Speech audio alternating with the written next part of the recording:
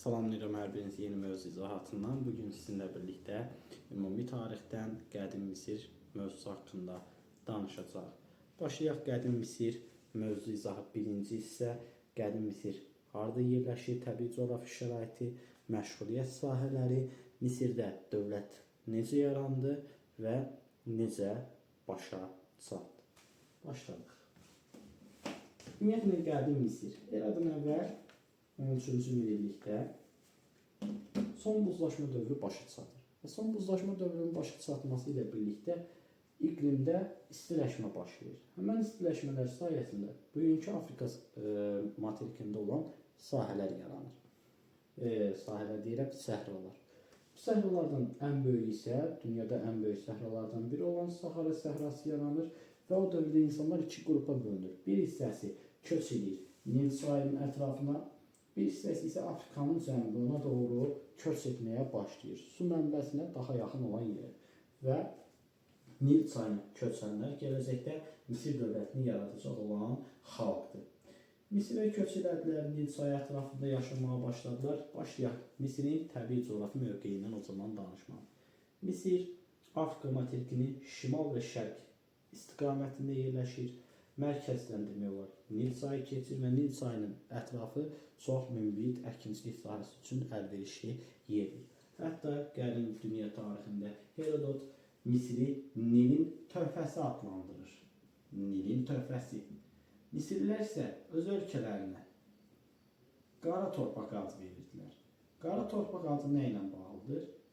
Misirdə daşqınlar zamanı, daşqınlar bitəndən sonra belə deyək, çayın kənara axan yerlərində, o daşqın olan yerlərində torpaq qaralırdı və gillə örtülürdü.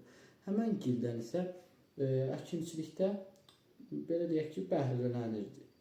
Əkinçilikdə həmən o gil torpaqlardan çox istifadə olunurdu. Çünki həmən qara torpaq həddindən artıq təbii minerallarla zəngin idi və Misirlilər həmən qara torpağı əkib becərməklə daha böyük, belə deyək ki, məhsul götürə bilirdilər. Deməli, Misirlilər öz ölkələrini qara torpaq adlandırıb, Herodot isə bu ölkəni Nilin töhfəsi adlandırmışdır. Davam edək. Təbii coğrafi mövqeyidən biraz danışdığımıza görə bir də istiqamətləri vurğulayaq. Bu abituriyentlərlə çox çaşdığı yerdir, bəlkə də qarışırlar. Nəyə görə? Aşağı Misir, Misirin şimalına deyilir.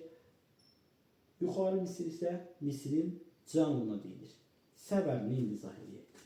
Nil çayı yuxarı Misirdə, yəni Misir ölkəsinin cənubunda, dağların başında başlayır və axaraq gəlir, tökülür. Hara? Aralıq dənizinə. Nil çayının töküldüyü yer aşağı Misirdir. Çünki çay neyinir? Dağdan aşağı doğru axaraq gəlib neyinir? Aralıq dənizinə tökülür. Nil çayının mənbəyi olan hissə, yəni Misirin cənubu, ona görə adlanır yuxarı Misir. Nil çayının töküldüyü yer isə aşağı axar deyə, ora aşağı istiqamətdə deyə, Nilin, belə deyək ki, Misirin şimalı adlanır aşağı Misir. İzahı başa düşdük. Deməli, Misir təbii cəhətdən də iki yerə bölünür. Yuxarı Misir, aşağı Misir. Yuxarı Misir deyildikdə Misirin cənubu, yəni Nil çayının başlandığı nöqtə nəzərdə tutulur. Aşağı Misir deyildikdə isə Misirin şimalı, yəni Aralıq dənizində tökülən yer nəzərdə tutulur. Davam edək. Danışaq biz nədən? Biz gəlin danışaq Misirin təsərrüfat həyatından. Görək Misirin təsərrüfat həyatında nə var? Misirlər əsasən əkinçiliklə məşğul olurlar, maldarlıq da var. Əkinçilikdə bu daşqınlar Misirləri həddindən artıq, belə deyək ki, sıxan məsələ olub. Daşqınların qarşısını almaqdan ötürü Misirlər bənd tikməyə başlayıblar. İlk dəfə Misirlər bəndlərini tikən zaman bunlara da ad veriblər damma. Misirdə deməli çayların, daşqınların qarşısını almaqdan ötərinə tikilirdi bəndlər. Bəndlərə Misirlər nə ad vermişdi? Damba adını vermişdi, yadda saxlayaq. Davam edək. Və şaduf nədir? Bu dövrdə əkinçilikdə şaduf adlanan deyir qurğudan istifadə olunur. Şaduf belə deyək ki, tutan bir əkin sahəsidir. Hündürdə olan bir nöqtədir. Ora arx vasitəsilə, suvarma kanalı vasitəsilə belə deyək ki, su aparmaq mümkün deyil. Bunun üçün Misirlər şaduf qurğusunu kəşf edirlər. Bunun sayəsində Misirlər ən belə deyək, hündürdə yerləşən torpaqlara su daşıyıb çatdıra bilirdilər. Həmin əraziləri sulaya bilirdilər. Kitablarınızda, istər analiz evin dərsində olsun, istər sinif kitablarında Şadovun forması var. Bir növ tərəziyə bənzəyir. Bir tərəfində ağırlıq var, bir tərəfində də suyu daşımaq üçün bir, belə deyək, böyük bir vedra kimi bir şey. Onun vasitəsilə ağırlıqla tərəzi, belə deyək, qüvvəsindən istifadə edərək ağır, belə hündür yerlərə böyük miqdarda suları insanlar, Misirlilər o dövrdə daşımağı bacarmışdılar. Bu da oldu deməli, hündür yerlərdə əkin sahələrini sulamaqdan ötürü istifadə olunan qurğu nə adlanır? Dedik, Şadov. Damba, bənd, Şadov yüksək hissələrə su çatdıran qurğudur. Davam edək, danışaq qismədən. Kənd təsərrüfatında dedik, yaxşı vəziyyət əladır, qara torpaqdan, gilli torpaqdan istifadə olunur deyə hər şey gözəldir. Bəs baxaq görək, Misir ümumiyyətlə təbii zərvətlərlə çox zəngin bir yerdirmi? Biz o zaman deyirik, xeyr. Misirdə ümumiyyətlə tikinti materialı üçün lazım olan ağac və yaxud dəmir filizləri, mis yataqları çox azdır. Qızıl yatağı demək olar yoxdur. Bu kimi şeylər, yəni ümumilikdə bunlar xam mal adlanır. Xam mala ehtiyac Misiri müharibələr aparmağa və həmçinin qonşu ölkələrlə əlaqələr saxlamağa məcbur edir. Misirin özündə nə var? Misirin özündə əsasən gil torpaq var və bundan başqa bir də qayaların içərisindən çıxartdıqları əhəng daşlar var.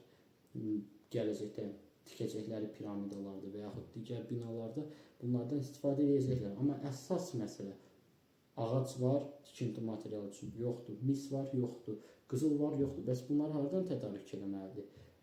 Deməli biz deyirik, Misirdə bunlar artıq bu səbəblər, xam mala ehtiyac səbəbi Misiri qonşu ölkələrlə əlaqə saxlamağa məcbur edir. Misir Nubiyadan özünə qızıl gətirirdi. Nubiya Misirin elə cənubunda yerləşən bir ölkədir. Davam edək. Deyirik, Babilistan və Suriyadan. Babilistan və Suriyadan isə əsasən ağac gətirilirdi. Belə deyək ki, daha doğrusu vurğulayası olsaq, bir dəqiqə qarışdırdıq. Finikiya və biz deyirik ki, Babilistan. Bu iki yerdən ağac gətirilir Misirə və digər Suriya və Fələstindən isə mis gətirilir. Deməli, ölkə mis, ağac və qızılı hardan tədarük elədi? Qızılı Nubiyadan, Suriya və Fələstindən mis və Babilistandan, Finikiyadan isə tikinti materialı olaraq ağac tədarük edilir. Deməli, xam mal ehtiyacını belə qarşılamağa başlayır, ancaq daha sonra görür ki, nə qədər olar bunu sadəcə olaraq ticarət vasitəsilə əldə etmək? Nə etmək lazımdır? Fəaliyyət göstərmək, müharibə aparmaq, müharibə yolu ilə bu ölkələrə özümü tabi eləsəm, onların təbii sərvətlərini artıq özüm üçün mənimsəyə bilərəm. Və bununla da Misir gələcəkdə müharibələrə, işğalçı müharibələrə başlayacaq. Tamam, gələk görək Misir dövləti bəs necə yaranıb? Keç edək. Eradan əvvəl 4-cü minilliyin, belə deyək, ortaları hardasa. Eradan əvvəl 4-cü minilliyin ortalarında Misirdə ilk xırda dövlətlər, nomlar yaranır. Nom vilayət kimi bir şeydir, bir neçə şəhəri əhatə edir, bir şəhər mərkəzdir, həmən şəhərin öz hökmdarı var, şəhərin içərisində hökmdar sarayı var, hər bir şəhərin öz məbədi, öz ayrı tanrısı, öz ayrı ordusu var. Və bu nomlar demək olar ki, sayları çoxalır, həm aşağı Misirdə, həm yuxarı Misirdə var, çoxlu sayda nomlar var və bu nomlar arasında 4-cü minilliyin ikinci yarısında mübarizə qızışır. Və nomların apardığı müharibələr nəticəsində nə baş verir? Nomların sayı gün getdikcə azalır və 4-cü minilliyin ikinci yarısına çatdığımızda, eradan əvvəl 4-cü minilliyin ikinci yarısında nomlar artıq birləşmiş bir vəziyyətə gəlib çıxır. Aşağı Misirdə aşağı Misir padşahlığı, yuxarı Misirdə isə yuxarı Misir padşahlığı yaranır. İlk öncə yaranan nomlar. Nomlar vilayət deməkdir. Hər bir nomun öz hökmdarı, öz şəhəri, öz məbədi, öz tanrısı var, öz qayda-qanunu, öz ordusu var. Bunlar arasında müharibə başladı. Müharibələr nəticəsində iki padşahlıq meydana gəldi. Misirin cənubunda yaranan yuxarı Misir padşahlığı, Misirin yuxarısında yaranan aşağı Misir padşahlığı. Və daha sonra həmən bu iki padşahlıq arasında Misiri vahid dövlətdə birləşdirmək uğrunda müharibə başlayacaq. Və müharibənin səbəbini dedik, Misiri vahid dövlətdə birləşdirmək. Müharibənin gedişatında qalib gələn tərəf olacaq yuxarı Misir. Yuxarı Misir qalib gələcək, aşağı Misiri özünə tabe edəcək. Eradan əvvəl 4-cü minilliyin sonu. Eradan əvvəl 4-cü minilliyin sonunda Misir dövləti artıq yaranır. Vahid Misir dövləti. Vahid Misir dövlətini hansı padşahlıq yaratdı desək, yuxarı Misir padşahlığı eradan əvvəl 4-cü minilliyin sonunda və mübarizə nəticəsində Vahid Misir dövləti yaranır. Vahid Misir dövlətinin paytaxtı olur Memfis şəhəri. Bunu da yadda saxladıq. İlk paytaxtımız Memfis şəhəri oldu. Davam edək. Buraları başa düşdüksə, keçirik nəyə? Biraz Misirin idarə etməsi haqqında danışmağa. Ardıcıllıqla gedək. Misir necə idarə olunurdu? Misirdə başda duran hökmdara Firon deyilirdi. Firon rütbəsi daşıyırdı hökmdar. Fironun həmçinin bir neçə ləqəbi var idi. Səmanın və yaxud Günəşin oğlu və hökmdar, belə deyək ki, necə deyəksə,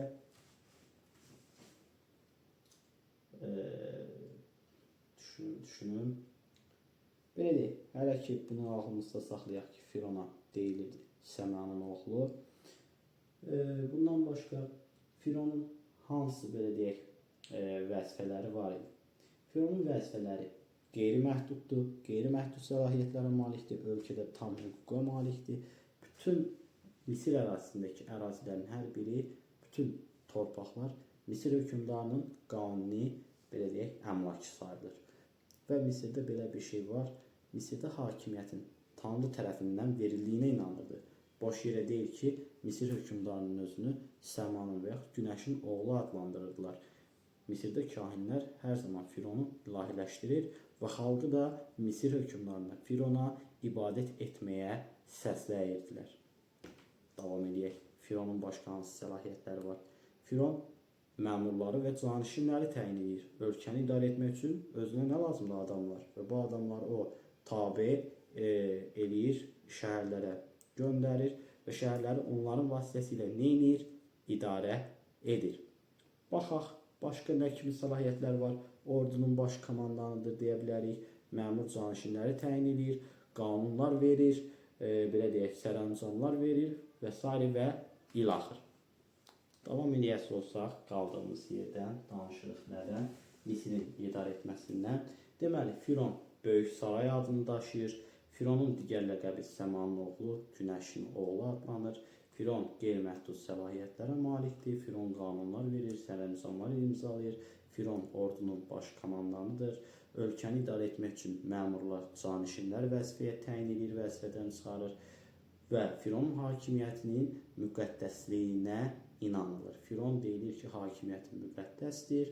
O, Tanrının yer üzərində səlahiyyətli nümayəndəsidir. Bunu yadda saxlayaq, çünki digər qədim dünya tarixindəki ölkələri keçəndə biz vurğulayacaq.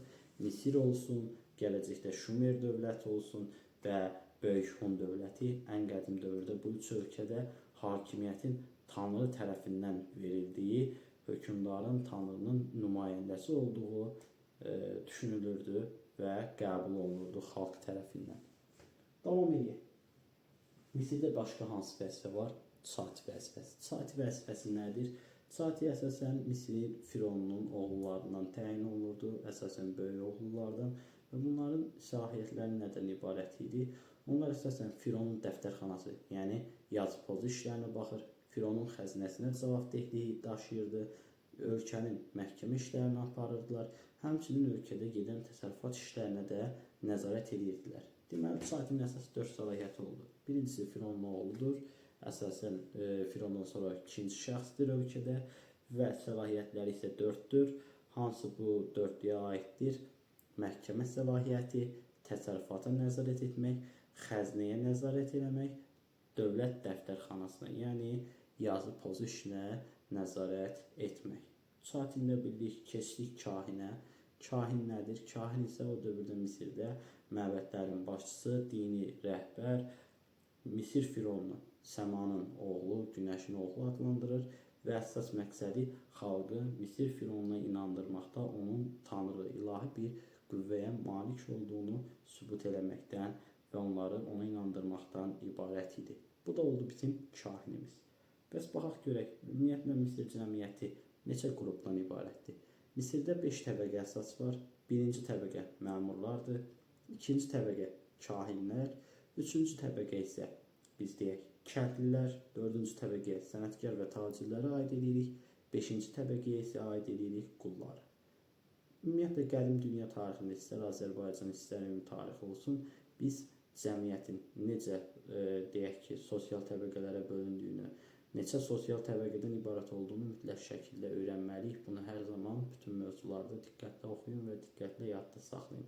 Misirdə deməli 5 sosial təbəqədən danışdıq. Birincisi məmur, ikincisi kahin, üçüncüsü kəndli, dördüncüsü sənətkar tacir və beşincisi isə qullar. Qullar əsasən müharibələrdən sonra əldə olunurdu. Müharibə nəticəsində əsir olan döyüşçülər, əsir olan ailələr qula çevrilirdi. Və həmçinin borcu görə də kəndlilər özləri, ailələri ilə birlikdə qula çevrilirdi. Misirdə qullara hər hansısa bir ad verilirdi desək, bəli, Misirdə qullara canlı ölülər deyilir. Bunu da yadımızda saxlayaq və keçid edək Misirin işğalçı müharibələrini. Görək, Misirdə ilk dəfə işğalçı müharibələrə kim başlayır? Danışırıq biz ilk dəfə birinci Tutmosdan. Birinci Tutmos görək nə edibdir? İlk dəfə Misirdə işğalçı müharibələrə başlayıb birinci Tutmos Nubiyanı işğal edibdi. Daha sonra şimala doğru irəliyərək Ön Asiya ölkələrini Suriya, Fələstin və Finikiyanı tutaraq ilk dəfə Misirin tarixində ölkənin sərhədlərini Fərat çayı sahilinə qədər genişləndirərək Misiri imperiyaya çeviribdi. Deməli, söhbət kimdən getdi? Birinci Tutmosdan. Belə adındakı bir sözünü yadda saxlayın. İlk dəfə işğalçılıq müharibəsini aparan elə birinci fironumuz olan Misir hökmdarı, Misir fironu birinci Tutmosdur. İlk dəfə Nubiyanı fəth elədi, daha sonra Ön Asiya ölkələri. Ön Asiya ölkələri deyiləndə o dövrdə əsasən Suriya, Fələstin və Finikiya nəzərdə tutulur. Bu üç ölkəni işğal elədi və Fərat çayına qədər ərazilərini genişləndirdi. Bu oldu birinci Tutmos. Davam edək. Üçüncü Tutmos nə edibdi? Birinci Tutmosdan sonra üçüncü Tutmos haqqında danışırıq. Onun dövründə Ön Asiya ölkələri, yəni Suriya, Fələstin və Finikiya yenidən tabe edilir Misirə və Misir yenə Ön Asiyada güclü bir dövlətə çevrilir. Misir uzaq ərazilərdəki əhalini idarə etməkdən ötürü, ərazilərini idarə etməkdən ötürü 3-cü Tutmosun dövründən başlayaraq canişinlər atamağa başlayır, canişinlər təyin etməyə başlayır. Bu ifadə dərində yadda saxlayaq. Hansı dövrdən canişinlər artıq vəzifəyə qoyulur, işğal olunmuş əraziləri idarə etməkdən ötəri 3-cü Tutmosun dövründən. Tamam, 3-cü Tutmos dövründə sadəcə canişin atandığını bildik və bir də Ön Asiya ölkələrinin yenidən işğal olunduğunu. Sonuncu və əsas diqqət yetirməli olduğumuz nöqtələrdən biri 2-ci Ramzes. Misirin sonuncu qüdrətli hökmdarı. Bu ifadəni yadda saxlayın. Misirin sonuncu qüdrətli hökmdarı 2-ci Ramzesdir. 2-ci Ramzes nə edibdir?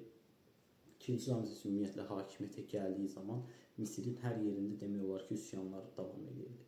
Və 2-ci Ramzes ilk iş olaraq Misirdə baş verən bütün üsyanları yatırdı. Daha sonra isə hakimiyyətə qarşı üsyan vəziyyətdə olan Ön Asiya ölkələrinə doğru bir yürüşə başladı. Ancaq bu səfər Anadoluda bir ölkəmiz var idi ki, söhbət Het padşahlığından gedir. Onlar da Ön Asiya ölkələrini ələ keçirmək istəyirdilər və belə olanda iki ölkə arasında Het padşahlığı və Misir dövləti arasında qarşı durma yarandı. Səbəb nə olacaq? Müharibənin səbəbi Ön Asiya ölkələrini ələ keçirmək. Müharibənin gedişatında hər iki orduda döyüş arabalarından istifadə olunacaq. Döyüş arabası nədir?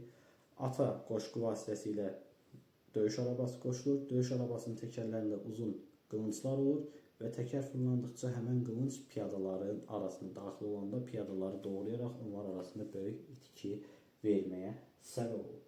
Hər iki orduda da varmı döyüş arabası? Bəli, hər iki orduda da var. İstər Misir ordusu, istər Het ordusunda. İki ölkə arasında gedən müharibə ümumiyyətlə hansı tərəfin qələbəsi ilə yekunlaşdı desək, bu müharibə heç başa çatıbdır. Ümumiyyətlə, heç bir ölkə biri digərinin üzərində üstünlük qazana bilmir. Və müharibənin nəticəsində axırda Hetlərlə Misirlər arasında sülh müqaviləsi imzalanır. Diqqət!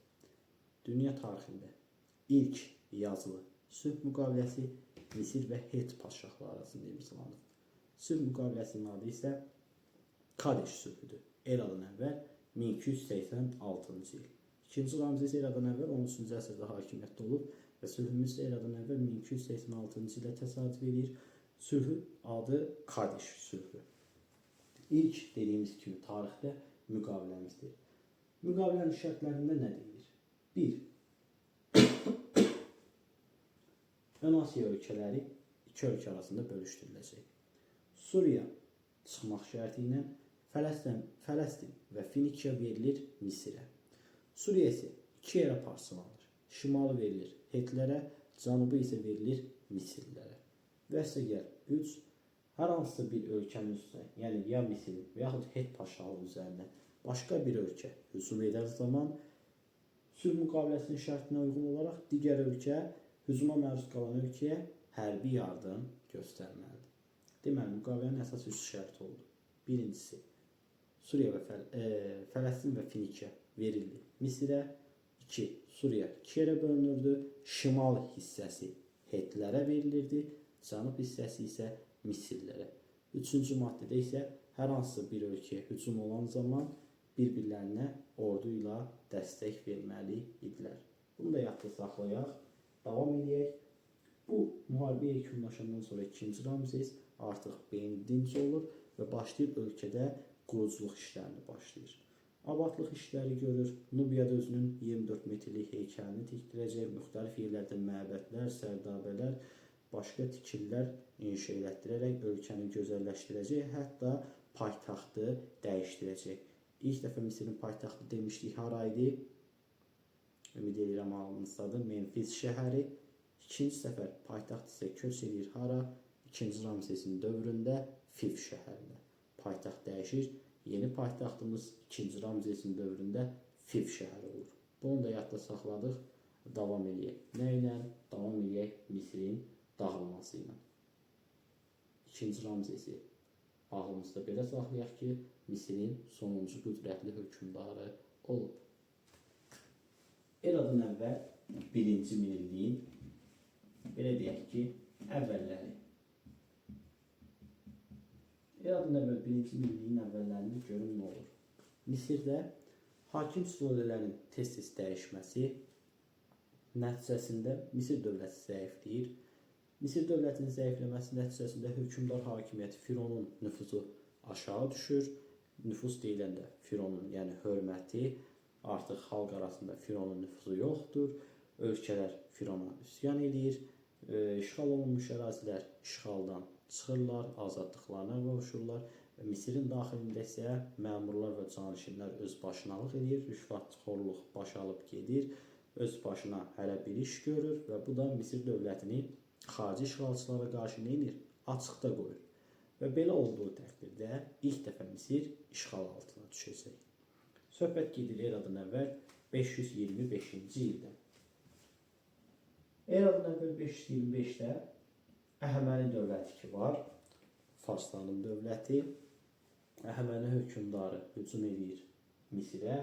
525-ci ildə Pelusiya yaxınlığında baş verən döyüşdə Əhəməni qoşunu Misir qoşunlarını məğlub edir və Misirdə Əhəmənilərin hakimiyyəti başlayır. Beləliklə, Misir fironlarının belə deyək ki, müstəqil hakimiyyətinə son qoyulur. Artıq Misirlilər özlərini idarə edə bilmirlər. Artıq onlar işğal altına düşürlər. İlk dəfə Misiri kim işğal elədi? Əhəmənilər neçənci ildə 525-də hansı hadisə nəticəsində? Pelusiya döyüşü nəticəsində. Pelusiya haqqında bununla vurğulayaq. Ümumiyyətlə, Misirin dediyimiz kimi başqa adları da var. Ehramlar ölkəsi deyirlər, Qızıllı ölkə deyirlər. Və həmçinin Misirə o dövrdə Pelusiya şəhərinə Misirin möhrü deyilir. Yəni, Pelusiya şəhəri, belə deyək ki, Misirin baş şəhərlərindən biri idi. Yadda saxladıq. Pelusiya şəhərinin ləqəbi nədir? Misirin möhrü. Tamam. Pelusiya döyüşü eradan əvvəl 525 qalib gələn tərəf Əhəməni, Misirdə müstəqil dövlət başçıları sona çatır, müstəqil dövlətçilik başa çatır və yerinə hakimlər artıq Əhəmənilər olur. Misir Əhəmənilər tərəfindən işğal olunur. Davam. Eradan əvvəl gəlir 332-ci ilə. Bu səfər isə Misir işğal olunacaq Makedoniyalı İskəndər tərəfindən. Və bir şeyə diqqət edək. Makedoniyalı İskəndər buranı müharibə ilə mi tutdu? Yəni Misir müqavimət göstərdi? Cavabımız xeyr. Misir müqavimət göstərmir. Birbaşa İskəndəri Misir kahinləri Firon elan edirlər və onu müqavimətsiz tabe olurlar. Və beləliklə də İskəndər həm tanrı elan olunur kahinlər tərəfindən, həm Firon elan olunur və Misir müqavimətsiz olaraq eradan əvvəl 332-ci ildə Makedoniyalı İskəndər tərəfindən işğal olunur. Daha sonraki bir tarix isə eradan əvvəl 30-cu ildə Misir yenidən işğal olunacaq. Bu səfər isə Misiri işğal edən Roma Respublikasının qoşunları olacaq.